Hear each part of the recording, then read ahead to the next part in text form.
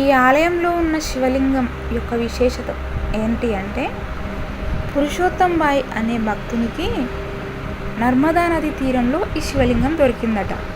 అయితే ఈ శివలింగానికి శివునికి ఉన్నట్లు సహజంగా కొన్ని చిన్న చిహ్నాలు ఉన్నాయన్నమాట. అవి ఏంటి అంటే నాభి అనగా బొడ్డు, ఇంకా త్రినేత్రం అంటే 3 కనులు, గంగాధర, రుద్రాక్షమాల, ఇంకా యజ్ఞోపవితం కనిపించాయి అన్నమాట. అయితే వెంటనే ఇది తీసుకొని ఇక్కడ ప్రతిష్టాపన చేశారు.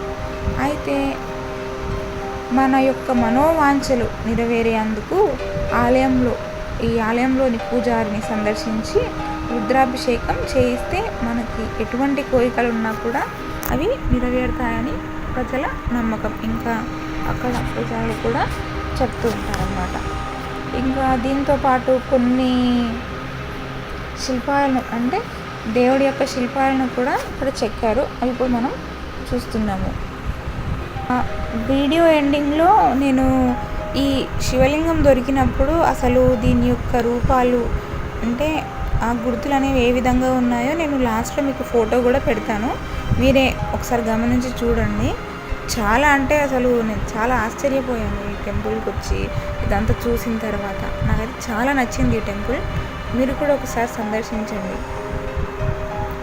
ఇక్కడ హనుమంతుడిని మనం చూస్తున్నాము. హనుమంతుడి యొక్క విగ్రహాన్ని చాలా చక్కగా చేశారు కదా.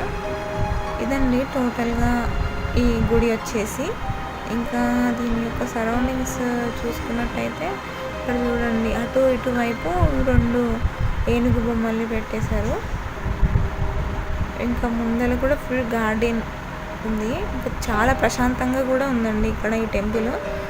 చాలా అంటే చాలా ప్రశాంతంగా, మనసుకు ఎంతో ఆనందంగా అనిపించేలాగా ఉంది. ఈ టెంపుల్ వచ్చేసి చిలుకూరుకి 2 కిలోమీటర్ల దూరంలో ఉంది. ఇదిగోండి ఇక్కడ మనం చూస్తున్నాం. ఇక్కడ త్రినేత్రం, ఇంకా రుద్రాక్షమాల, నాభి ఇవన్నీ ఎంతో స్పష్టంగా కనిపిస్తున్నాయి కదా.